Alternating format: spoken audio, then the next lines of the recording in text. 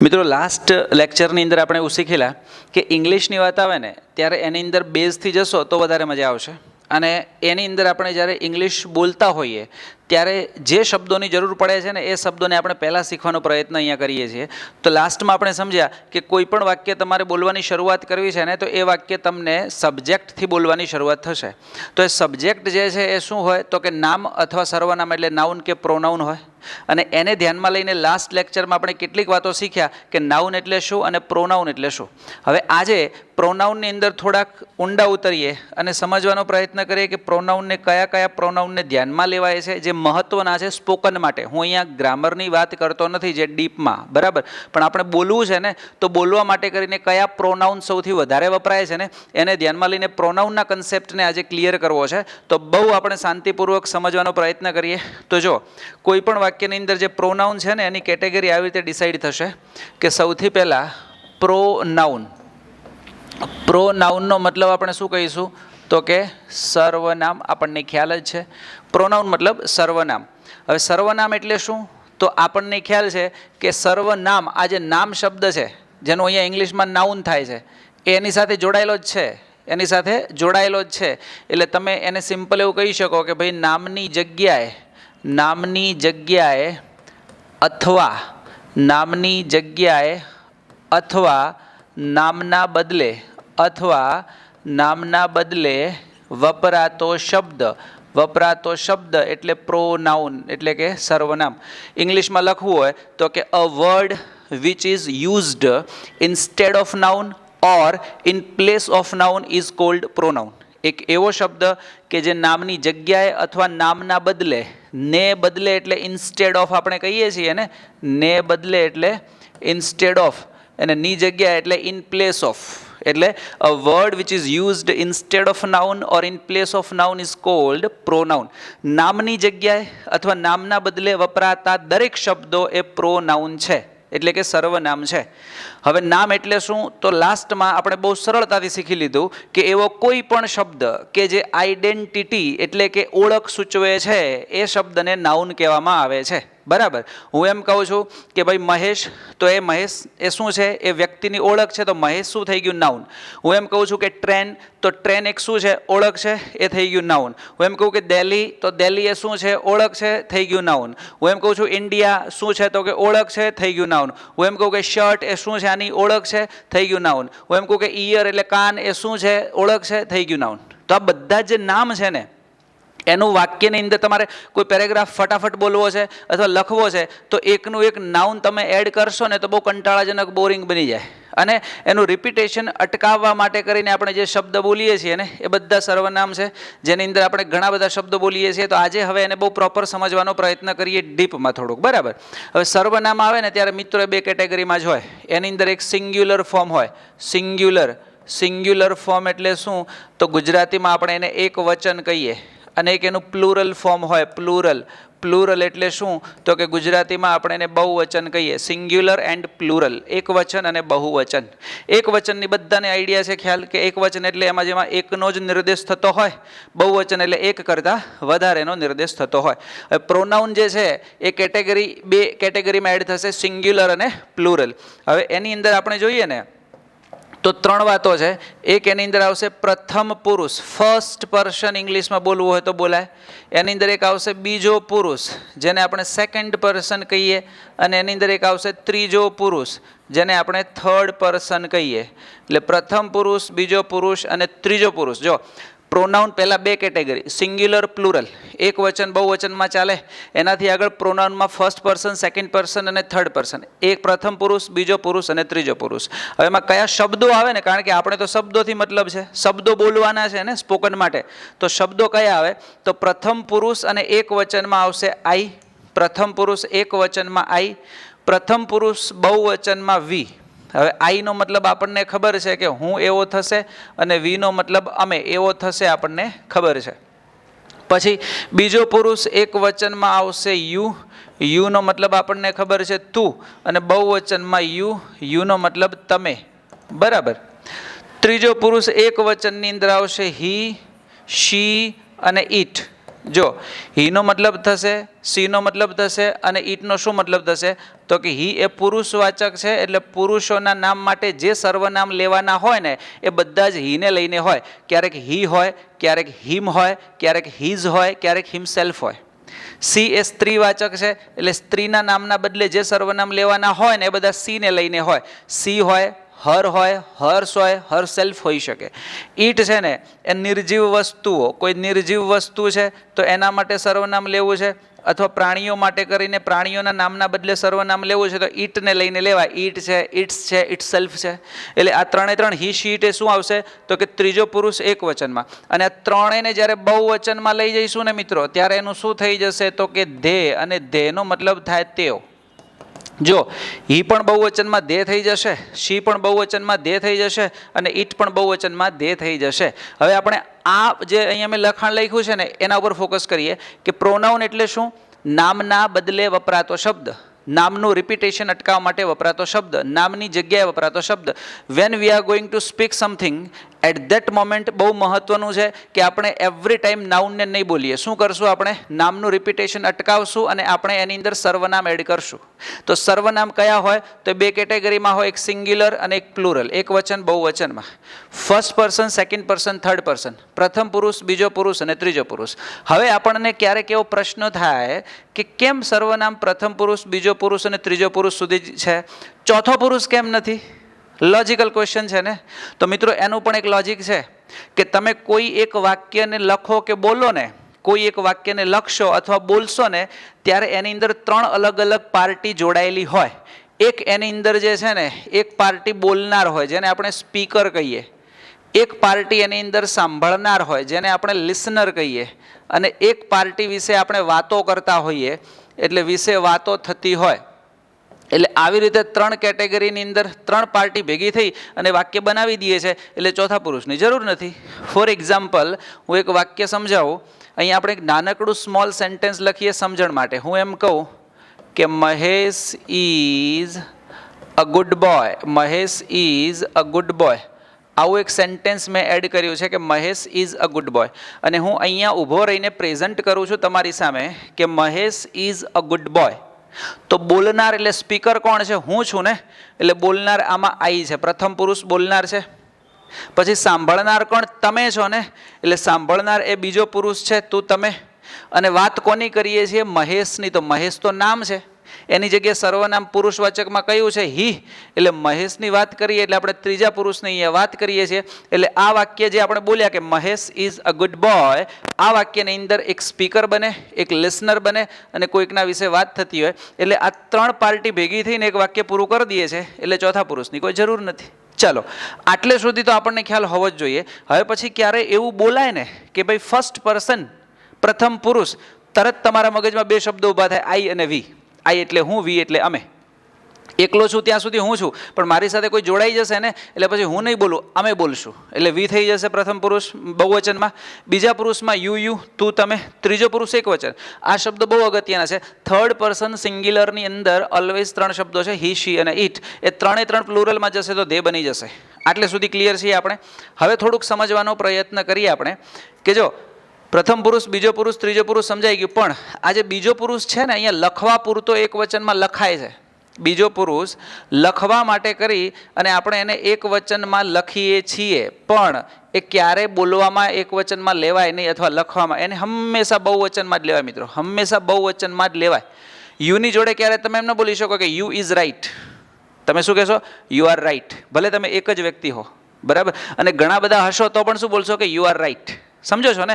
કારણ કે યુ એ હંમેશા બહુવચનમાં જ લેવાય છે. અહીંયા ચાર્ટમાં ભલે યુ એક વચનમાં લખાય ખરો, પણ ઇંગ્લિશની અંદર બીજો પુરુષ ઓલવેઝ બહુવચનમાં લેવાય છે. એને ક્યારેય એક વચનમાં લઈ શકતા નથી. આ વાત આપણા મગજમાં એકદમ સેટ થઈ જવી જોઈએ. અને એ રીતે ધ્યાનમાં લઈ અને આટલા શબ્દો આપણે હવે ક્લિયર રાખશું માઇન્ડમાં કે જેની અંદર પ્રથમ પુરુષ, બીજો પુરુષ અને ત્રીજો પુરુષ, એક વચન, બહુવચન, એક સ્પીકર છે, એક લિસનર છે અને about whom we are talking, જેના વિશે વાતો થઈ રહી છે, એ ત્રણ પાર્ટી ભેગી થઈને એક સેન્ટેન્સ બનાવી દઈએ જે આપણે બોલતા શીખવાનું છે સ્પોકન ઇંગ્લિશમાં, અને એ રીતે આપણે આગળ વધી શકીએ. હોપ કે આટલે સુધી તમને બહુ જ ઇન્ટરેસ્ટિંગ રીતે ખ્યાલ આવી ગયો હશે, તમે સમજી ગયા હશો. તો હું થોડોક આગળ વધું છું અને આ જે સર્વનામ છે ને એને થોડાક એક સ્ટેપ આગળ લઈ જાઉં છું. હોપ કે આટલે સુધી ખ્યાલ આવ્યો હશે મિત્રો. અને જો તમને એમ લાગે ને કે મારી સ્પીડ થોડી વધારે પડે છે અથવા એવો કોઈ ઇસ્યુ છે તો તમે મને કહી શકો છો ચિંતા કર્યા વગર, કારણ કે મારું એક નૈતિક કર્તવ્ય છે કે તમને બેસ્ટ મળે, સરળતાથી મળે અને તમે શીખી જાઓ. બરાબર, ચલો હવે મિત્રો આપણે જે સર્વનામ છે ને પ્રોનાઉન, એ પ્રોનાઉનને વાક્યમાં આપણે સ્પોકન ઇંગ્લિશમાં બોલવાના છે ને, તો બોલવા માટે કરીને આપણને તો ઘણા બધા સર્વનામની જરૂર પડશે, આટલામાં તો પૂરું નહીં થાય. તો જે જરૂર પડે છે ને એ જ હું સમજાવું છું. ધ્યાન આપજો હું શું કહેવા માંગુ છું. અહીંયા હું જો ગ્રામર ભણાવતો હોઉં તો બહુ ડીપમાં મારે જવું પડે એક એક શબ્દની અંદર, કારણ કે એમાં વાક્યના મતલબ કહેવાય ને કે સેન્સ બહુ પ્રોપર બેસાડવો પડે, મિનિંગફુલ વાક્યો ઊભા થવા પડે. સ્પોકનની અંદર છે ને જરૂર છે એટલું જ હું ભણાવીશ તમને. ઓકે, તો પ્રોનાઉન એટલે સર્વનામ જે હમણાં આપણે જોયું. હવે તમને ખ્યાલ જ છે કે first person, second person, third person, singular and plural, speaker, listener and about whom we are talking. Okay, હવે પ્રોનાઉનને આપણે જે જરૂરિયાત છે ને, ત્રણ કેટેગરીમાં પ્રોનાઉનની જરૂરિયાત છે. એમાં એક કેટેગરી છે ને પ્રોનાઉનની સબ્જેક્ટ હોય. મિત્રો આ બહુ મજાનો ચાર્ટ લખાવું છું. સબ્જેક્ટ હોય જેને આપણે કર્તા કહીએ. એ જ પ્રોનાઉનની એક બીજી કેટેગરી બને ઓબ્જેક્ટ. ઓબ્જેક્ટ જેને આપણે કર્મ કહીએ. અને એ જ પ્રોનાઉનની એક ત્રીજી કેટેગરી બને પજેસિવ પ્રોનાઉન. પજેસિવ જે પજેશન ઉપરથી આવેલો એક શબ્દ છે. પજેશનનો મતલબ થાય માલિકી. આપણે કહીએ ને કે ભાઈ આ ઘરનું પજેશન કોના હાથમાં છે, પજેશન હોવું એટલે આ માલિકી કોની છે એ જ કહેવા માગીએ છીએ ને. પજેશન ઉપરથી શબ્દ આવ્યો છે પજેસિવ, જેને આપણે અહીંયા ગુજરાતીમાં માલિકી દર્શક કહી શકીએ. આ જરૂરિયાત છે એટલે હું આ ત્રણ વાતોને તમને પ્રોપર સમજાવી દઉં છું. હવે જો પ્રોનાઉનની અંદર કર્તા વિભક્તિની અંદર કર્તા તરીકે કયા શબ્દો લેવાય, તો અત્યારે હમણાં જે આપણે લખ્યા હતા ને બધા વાક્યમાં કર્તા તરીકે જ વપરાય. એટલે કે પ્રથમ પુરુષ હોય તો આઈ અને વી, બીજા પુરુષમાં યુ હવે આપણે બહુવચનમાં જ લેવાનો છે એટલે એકવાર લખશું તો ચાલશે. ત્રીજા પુરુષ એક વચનમાં હી, શી અને ઈટ, બહુવચનમાં જશો એટલે ધે. મિત્રો સમજો, અહીંયા મેં બધા જ જે શબ્દો લખ્યા છે ને પ્રોનાઉનના, એ કર્તા વિભક્તિમાં લખ્યા છે. મતલબ આ બધા જ શબ્દો કર્તા તરીકે જ રહી શકે. કર્તા એટલે ક્રિયાનો કરનાર. કર્તા વાક્યની શરૂઆતમાં હોય તો આ બધા જ શબ્દો ક્રિયાના કરનાર તરીકે જ રહેશે અને વાક્યની શરૂઆત કરશે. સમજી લેજો, વાક્યની શરૂઆત કરશે કર્તા તરીકે. હવે કર્મ શું બને, તો આઈનું કર્મ થઈ જશે મી, વીનું થઈ જશે અસ, યુનું થઈ જશે કર્મ પણ યુ, હીનું થઈ જશે કર્મ હિમ, શીનું થઈ જશે કર્મ હર, ઈટનું ઈટ અને ધેનું કર્મ થઈ જશે ધેમ. કર્મ એટલે શું એ હમણાં હું તમને સમજાવીશ. એનાથી આગળ આ જે શબ્દો છે એના માલિકી દર્શક શબ્દો પણ બને. માય અને માઇન. માય અને માઇન એ પજેસિવ ફોર્મ છે આઈનું. વીનું અસ પછી અવર અને અવર્સ. અવર અને અવર્સ એના પજેસિવ ફોર્મ છે. યુનું યોર પણ થાય અને યોર્સ પણ થાય. જો અહીંયા બે બે ઓપ્શન લખું છું એ પણ સમજવા પડશે બહુ પ્રોપર. પછી હી હિમનું અહીંયા હીઝ થશે. સી હર એનું પજેસિવ ફોર્મ હર પણ થશે અને હર્ષ પણ થશે. પછી ઈટ ઈટનું ઇટ્સ થશે અને દે ધેમનું દેયર પણ થશે અને દેયર્સ પણ થશે. ઓકે, હવે આ બધાના હું ગુજરાતી લખી નાખું છું એટલે તમને બહુ સરળતાથી સમજાશે કે શું કહેવા માગે છે શબ્દ. જો આઈનો મતલબ થશે હું, વી એટલે અમે, યુ એટલે તું અથવા તમે, હી એટલે તે પુરુષમાં, સી એટલે તેણીની સ્ત્રીમાં, ઈટ એટલે તે નિર્જીવ વસ્તુ પ્રાણીમાં અને ધે એટલે તેઓ. બરાબર, આ બધા કર્તા તરીકે જ રહેશે વાક્યની શરૂઆતમાં. એનાથી આગળ વધીને હવે હું તમને કહું છું કર્મ વિભક્તિના ગુજરાતી. મી એટલે મને, મી એટલે મને. ક્યારેક તમે આજ્ઞાર્થ વાક્ય આગળ શીખવાડીશું બોલતા. તમે કહો કે ગીવ મી અ પેન, મને પેન આપો, તો મને માટે તમે મી બોલો છો, પછી આઈ નથી બોલતા. કઈ રીતે બોલાય છે ને એ પણ આગળ જતાં બહુ પ્રોપર શીખવાના છો. પણ આ બધી જ વાતો ધ્યાનમાં હશે તો મજા આવશે તમને. ધેન આફ્ટર અસ છે તો અમેની જગ્યાએ શું થઈ જશે, અમને. અમેની જગ્યાએ અમને એટલે અસ. તું તમેની જગ્યાએ તને અથવા તમને. હીને એટલે તેને. હિમ એટલે હર એટલે તેણીને, ઈટ એટલે તેને, અને ધેમ એટલે તેઓને. બધામાં જો અહીંયા કર્મ મને, એમને, તેને, તેમને, તેને, તેણીને, તેને, તેઓને, ને બધા આગળ એડ થાય છે, બરાબર. પછી આગળ વધીએ અને સમજીએ એનાથી આગળ પોઝેસિવ ફોર્મનું ગુજરાતી. માય અથવા માઇન એનો મતલબ થશે મારું. અવર ને અવર્સ એટલે અમારું. યુ યોર એટલે તારું અથવા તમારું. એક વ્યક્તિ હોય તો તારું અને ઘણા બધા હોય તો તમારું. હીઝ એટલે તેનું પુરુષવાચકમાં. હર એટલે તેણીનું સ્ત્રીવાચકમાં. ઇટ્સ એટલે તેનું અથવા તેઓનું, અને ધેર અથવા ધેર્સ એટલે તેઓનું. સમજો મિત્રો. પોઝેસિવ મેં કીધું ને કે માલિકી દર્શક છે. હું એમ કહું કે આ ઘર કોનું છે તો તમે કહો કે ઇટ ઇઝ માય હોમ, મારું ઘર છે. એટલે મારુંમાં તમે શું કીધું? માલિકી બતાવીને. એટલે આ પોઝેસિવ ફોર્મ બની ગયા. એટલે પહેલાં 3 કેટેગરી યાદ રાખવાની. સૌથી પહેલાં સબ્જેક્ટિવ ફોર્મ, વાક્યની શરૂઆત કરે કર્તા તરીકે, ક્રિયાના કરનાર શબ્દ તરીકે, કર્મ તરીકે, જેના ઉપર ક્રિયા થાય છે અને કઈ રીતે શોધવું હું થોડી ઇઝી રીત આપીશ એટલે તમને વધારે ચિંતા. અને પોઝેસિવ એટલે માલિકી દર્શક શબ્દ કે જેની અંદર માલિકી સૂચવતા શબ્દો વપરાય છે. હવે હું અત્યારે એટલા સુધી જ રાખીશ, ખાલી 3 શબ્દો બીજા એડ કરું છું કે જ્યારે કોઈ પણ વાક્યનો કર્તા શોધવો હોય ને, વ્યક્તિવાચક, આ બધા જ શબ્દો છે ને સમજી લેવું કે વ્યક્તિવાચક છે. આ બધા જ શબ્દો જે મેં લખ્યા ને બધા કેવા છે તો કે વ્યક્તિવાચક સર્વનામો છે, બરાબર. એની અંદર વ્યક્તિઓની વાતો થાય છે. એટલે વ્યક્તિવાચક સર્વનામમાં કોઈ વાક્યનો કર્તા શોધવો હોય ને તો એને હુથી ક્વેશ્ચન કરો ને, હુ એટલે કોણ, તો તમને આ બધો જ આન્સર મળે. હુ કર્તા શોધવા માટે હુ એટલે કોણ, WH વર્ડ છે. હુ એટલે કોણ, તો હું, અમે, તું, તે, તેણીની, તે, તેઓ જવાબ મળી જશે. એ જ રીતે કર્મ શોધવું હોય ને તો વ્યક્તિવાચકમાં હુમથી ક્વેશ્ચન કરવાનો. હુમ એટલે કોને, હુમ એટલે કોને, WH વર્ડ વપરાશે કર્મ શોધવા, તો જવાબ મળશે મને, અમને, તમને, તેને, તેણીને, તેઓને. આન્સર મળી જશે.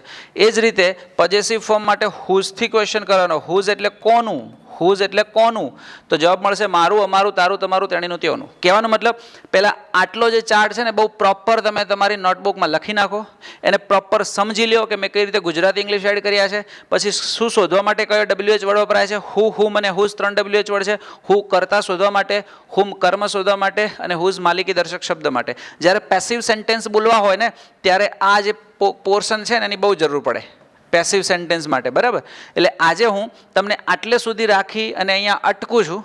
હવે આપણે કેટલાક વોકેબના શબ્દો જે ડેઇલી લાઈફમાં યુઝ થાય ને એને સમજવાનો પ્રયત્ન કરીએ. ફરીથી નેક્સ્ટ લેક્ચરમાં મળીએ ને ત્યારે આ જે પોર્શન છે એને કન્ટિન્યુ કરી અને એની અંદર થોડુંક એડ કરશું. મજાની વાત એ છે કે તમે અહીંયા જે ભણી રહ્યા છો ને બહુ પ્રોપર ભણજો. બિકોઝ મારો એક એવો ઇન્ટેન્શન છે કે તમે ઇંગ્લિશ બોલતા થાઓ, ધીરે ધીરે ધીરે ધીરે સમજણ વિકસે તમારી, અને તમને એટલી મજા આવે ને કે ઇન્ટરેસ્ટિંગ લાગે કે યાર ઇંગ્લિશ તો બહુ સરળ છે. ખાલી આપણને સમજણ હોવી જોઈએ કે કયો શબ્દ શું કહેવા માંગે છે, શબ્દને કઈ રીતે ગોઠવવો અને કઈ રીતે એને કમ્યુનિકેટ કરવો, બરાબર. ચલો આટલે સુધી રાખીએ છીએ મિત્રો. હવે આજે કેટલાક ઉપયોગી શબ્દો કે જે આપણી ડેઇલી લાઈફમાં ક્યાંક ને ક્યાંક આપણે બોલીએ છીએ, ક્યાંક શબ્દથી આપણી ભૂલ થઈ જાય છે, તો એને લઈને આપણે કેટલાક શબ્દો જોઈ લઈએ. ફર્સ્ટ છે રિવોર્ડ. રિવોર્ડનો મતલબ શું થશે સમજીએ. એક એવોર્ડ શબ્દ છે, એવોર્ડ, જેનો મતલબ ઇનામ કે પારિતોષિક થાય છે. તો રિવોર્ડનો મતલબ પણ થાય છે REWARD. રિવોર્ડ આપવો એટલે શું, તો આપણે એને પણ એમ કહીએ કે ઇનામ આપવું અથવા કામનું વળતર આપવું. વળતર. રિવોર્ડ એટલે શું, તો કે તમે કરેલા કોઈ સારા કામનું વળતર. તમે કરેલા કોઈ સારા કામનું વળતર એટલે રિવોર્ડ, બરાબર. એવોર્ડ એટલે ઇનામ, પારિતોષિક, પુરસ્કાર એવું આપણે બોલીએ છીએ. તો અહીંયા આપણે એક શબ્દ લીધો છે રિવોર્ડ. આપણે કહીએ ને કે મને એનો રિવોર્ડ શું મળશે, એટલે મારા કામનું વળતર શું મળશે. એટલે તમે કોઈ સારું કાર્ય કરો છો તો એ સારા કાર્યના વળતર તરીકે જે શબ્દ વપરાય છે ને એને કહીશું આપણે રિવોર્ડ. સેકન્ડ છે કેટલ, CATTLE. કેટલનો મતલબ થાય ઢોર ડાંખર. ગામડેથી જે લોકો બિલોંગ કરતા હોય ને એમને વધારે મજા આવે આમાં. ઢોર ડાંખર. ઢોર ડાંખર એટલે એમાં ઘણા બધા પશુઓ આવી ગયા. આખું પશુઓનું ગ્રુપ હોય ને એને આપણે શું કહીએ કે આ તબેલામાં બહુ બધા ઢોર ડાંખર ઊભા છે. તો ઢોર ડાંખર જે આખું ગ્રુપ છે, ઘણા બધા છે ને, એમના માટે એક શબ્દ છે બહુવચનનો કેટલ, CATTLE. ઓલવેઝ કેટલ એ બહુવચનમાં લેવાતો શબ્દ છે, ધ્યાન રાખજો. એટલે કેટલ એટલે ઢોર ડાંખર. અને એક શબ્દ KETTLE છે. જો અહીંયા શબ્દને સમજવાનો આપણે પ્રયત્ન કરીએ ને તો બહુ સરળતાથી સમજાય. અહીંયા CATTLE કેટલ છે અને અહીંયા KETTLE કેટલ છે. તો આ કેટલનો મતલબ થાય કીટલી, ચા માટેની. આપણે ચા માટે જે કીટલીનો ઉપયોગ કરીએ છીએ ને એ કીટલી માટે આ કેટલ છે. KETTLE કેટલ અને CATTLE કેટલ એટલે ઢોર ડાંખર કે જેનો આખો સમૂહ છે અને એટલા માટે આપણે એને એક મતલબ બહુવચનમાં લઈશું. ઓકે. ધેન આફ્ટર ચીપ અને બીજો એક શબ્દ છે ચીપ. CHEAP ચીપનો મતલબ થાય સસ્તું. ચીપનો મતલબ શું થશે? સસ્તું. સમજો. CHEAP ચીપ એટલે સસ્તું. આપણે એમ કહીએ ને કે આ બહુ ચીપ છે, મતલબ સસ્તું છે. આપણે માર્કેટમાં કોઈ વસ્તુ લેવા નીકળ્યા અને આપણે એમ કહીએ કે આ કેટલી સસ્તી છે, તો એ સસ્તું શબ્દ જે બોલીએ એના માટે ચીપ બોલાય. અને CHIP ચીપ, ચીપ એટલે શું? તો કે ટુકડા. ટુકડા એના કટકા. આપણે કહીએ ને કે ભાઈ ચિપ્સ ખાઈએ છીએ, આપણે ચિપ્સ ખાઈએ ને તો શું ખાઈએ? ને ટુકડા એના કટકા ખાઈએ. તો એ ચિપ્સ જે છે એ ટુકડા કે કટકા. આપણે કહીએ ને કે પોટેટો વેફર્સ છે તો એની ચિપ્સ મને ગમે છે ખાવી. તો એ ચિપ્સ એટલે શું? એના ટુકડા એના કટકા, આવું ગુજરાતી. અને અહીંયા ખાલી CHEAP ચીપ છે ને તો એ મતલબ થશે સસ્તું. આ વસ્તુ કેટલી સસ્તી છે, સસ્તું શબ્દ છે ને એના માટે ચીપ છે. આગળ જોઈએ આપણે SALE સેલ અને SELL સેલ. તો જો બંનેમાં ફરક શું છે? SALE સેલનો મતલબ થાય વેચાણ. તમે કોઈને પૂછો કે તમારું આજના દિવસનું વેચાણ કેટલું છે, તો સેલ શું છે? વેચાણ, સેલ. અને SELL સેલ એટલે વેચવું. આ એક ક્રિયા દર્શાવતો શબ્દ છે, વેચવું. બરાબર છે? એમ કહીએ, હું કહું કે આઈ સેલ ધીસ પ્રોડક્ટ ડેઇલી. આ પ્રોડક્ટ હું દરરોજ સેલ કરું છું એટલે વેચું છું. તો વેચવું છે ને એના માટે SELL સેલ છે. અને SALE સેલ એટલે ખાલી વેચાણ. ઘણીવાર આપણે આવું બોલીએ ને કે તમારું વેચાણ કેટલું છે, તો મતલબ તમારું સેલ કેટલું છે. લોકો એમ કહે કે તમારું સેલિંગ કેટલું. તો એ જે બને છે ને એ SALE ઉપરથી. અને SELL સેલ એટલે વેચવું, એક ક્રિયા દર્શાવતો શબ્દ છે. એનાથી આગળ વધીને HAIR અને HEIR, બહુ મજાનો શબ્દ છે. HAIR હેર એટલે આપણે એને વાળ કહીએ, હે ને? હેર એટલે વાળ. અને HEIR થઈ જાય ને તો એનું પ્રોનાઉન્સિએશન પણ બોલાય છે એર. પછી એનું પ્રોનાઉન્સિએશન શું થાય? HEIR નું એર. અને એરનો મતલબ થાય છે વારસદાર. એરનો મતલબ શું થાય? વારસદાર. હોય ને, બાપનો વારસદાર એનો દીકરો, જે રીતે વારસદાર શબ્દ બોલીએ ને એના માટે HEIR જેનું પ્રોનાઉન્સિએશન છે એર. અને HAIR હેર એટલે વાળ. એક છે BUR બરી. બરી કરવું એટલે દાટવું. બરી એટલે દાટવું, દાટવું. આપણે એમ કહીએ ને કે ભાઈ આ વસ્તુને અહીંયા દાટી દો, અથવા કોઈ પણ વસ્તુને જે જમીનમાં દાટવામાં આવે ને એના માટે BURY બરી મતલબ દાટવું થાય છે. તો મિત્રો આ મેં જે 10 શબ્દો લીધા ને એનાથી પણ તમારી ડેઇલી લાઈફમાં ક્યાંક તમારું નોલેજ ઇમ્પ્રૂવ થાય અને તમે જે સમજો છો, શીખો છો એની અંદર ક્યાંક ભૂલો થતી હોય તો ભૂલો ન થાય ને એના પ્રયત્નના ભાગરૂપે આપણે આ શબ્દો લીધા છે. આ દરરોજ જેટલા પણ શબ્દો તમારા વિડીયોમાં આવે ને તમારે બહુ સરસ રીતે તૈયાર કરવાના. કારણ કે મિત્રો આ જે મેં શબ્દ લીધો છે ને, ધારો કે HEIR એર, તો આર્ટિકલના ચેપ્ટરની અંદર ક્વેશ્ચન પ્રીવિયસ યર્સની એક્ઝામમાં પૂછાયેલો કે એની આગળ કયો આર્ટિકલ આવશે. હવે જો તમને ખબર જ નથી, તમે હેર કરીને ફરો છો, એની જ રમતમાં પડ્યા છો, તો પછી અહીંયા તકલીફ થવા સંભવ છે. અને મિત્રો હું તમને એક સરસ મજાની એક મોટિવેશનલ વાત પણ આજે કરવી છે મારે. એટલા માટે કે ઘણા બધા સ્ટુડન્ટના એવા ક્વેશ્ચન્સ હોય છે કે સર વાંચવું તો બહુ છે, ઇંગ્લિશ શીખવું તો છે, એને ઇન્ટરેસ્ટિંગ બનાવવું તો છે, પણ ક્યાંક ને ક્યાંક છે ને કંટાળો આવે છે, મજા નથી આવતી. ક્યાંક ને ક્યાંક મતલબ થોડીક વાર લઈને બેસીએ ને તો એમ બુક મૂકી દેવાની ઈચ્છા થાય છે. એમ થાય કે થોડીક વાર આપણે થોડીક રીલ્સને સ્ક્રોલ કરી લઈએ, જોઈ લઈએ, પછી બેસીએ. તો એની પાછળનું જે રીઝન છે ને એ હું તમને સમજાવું છું. તો સમજો કે જ્યારે પણ આપણે એવું લાગે ને કે કંટાળો આવે છે અથવા મતલબ બોરિંગ લાગે છે, મૂકી દેવાની ઈચ્છા થાય છે, ત્યારે ત્યાં આગળ તમે નથી જીતતા, તમારું મન તમારા ઉપર હાવી થઈ જાય છે ને એ તમારી સામે જીતી જાય છે અને એ જે ઈચ્છે છે ને એવું તમારી જોડે કરાવે છે. તમે કદાચ એક એવી વાત સાંભળી હશે કે જ્યારે તમે કોઈ પણ કાર્ય 21 દિવસ સુધી કન્ટિન્યુ કરો ને ત્યારે એ તમારી ટેવ બની જાય છે. મિત્રો એ કેમ ટેવ બને છે એનું લોજિક સમજાવું છું.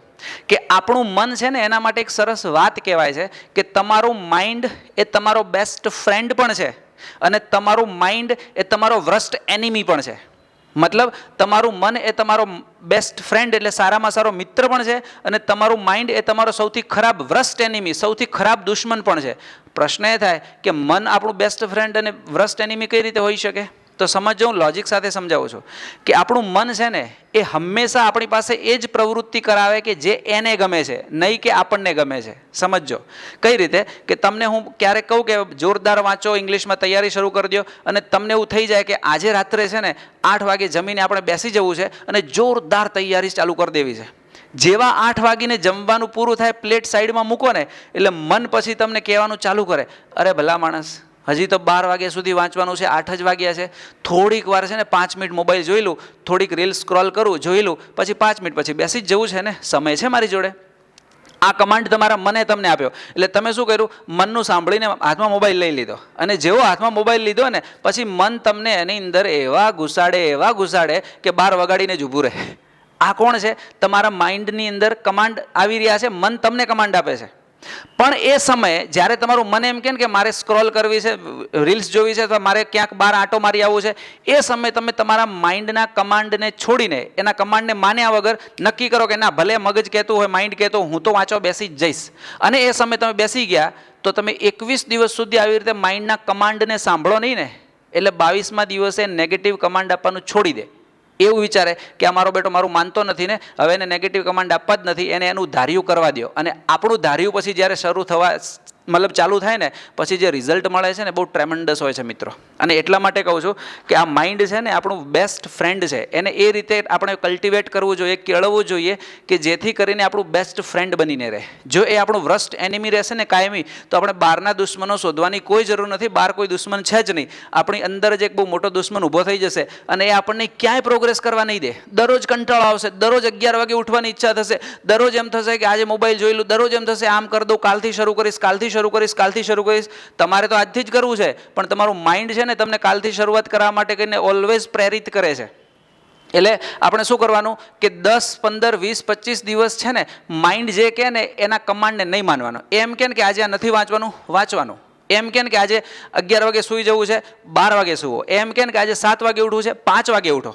જ્યારે તમે એના કમાન્ડ નહીં માનો ને, એટલે પછી 20-25 દિવસ પછી એ તમને કમાન્ડ આપવાનું જ છોડી દેશે, અને પછી ધાર્યું ધણીનું થાય ને એમ તમારું ધાર્યું થશે.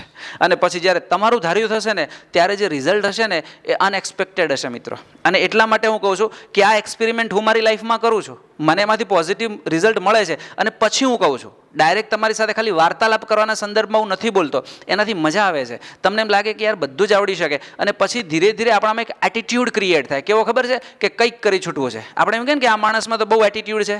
હવે એ એવો એટીટ્યુડ લઈને ફરતો હોય કે જે એટીટ્યુડનું કોઈ ઠેકાણું ન હોય અને એની જીવનમાં કોઈ જરૂર ન હોય. એટીટ્યુડ આવો હોવો જોઈએ કે યસ આઈ કેન ડુ, હું કરીશ જ અને કરીને બતાવીશ, કોઈ મોટી વાત છે નહીં. આ એટીટ્યુડ જ્યારે પોતાની અંદર ડેવલપ થાય ને, કંઈક કરી છૂટવાનો, ક્યાંક પહોંચવાનો, ક્યાંક મતલબ કહેવાય ને કે ડેસ્ટિનેશનને જોઈને એના તરફ મીટ માંડીને ત્યાં સુધી પહોંચી અને ઊભા રહેવાનો, આ એટીટ્યુડ તમારામાં જ્યારે ડેવલપ થાય ને ત્યારે તમારે બીજા કોઈ એટીટ્યુડની જરૂર નથી. આ એટીટ્યુડ તમને હેલ્પ કરે, અને એવી હેલ્પ કરે ને કે બહુ આગળ લઈ જાય. પણ આજે આપણે જગતની અંદર જોઈએ ને કે એવા એટીટ્યુડ લઈને લોકો ફરે છે ને, આપણને એમ થાય કે યાર આ 5, 25, 40, 50 વર્ષ છે, મરી જવાનું છે, આખું અહીંયા અહીંયા હળગી જવાનું હોય, એમાં કયા પ્રકારના એટીટ્યુડને લઈને ફરે છે?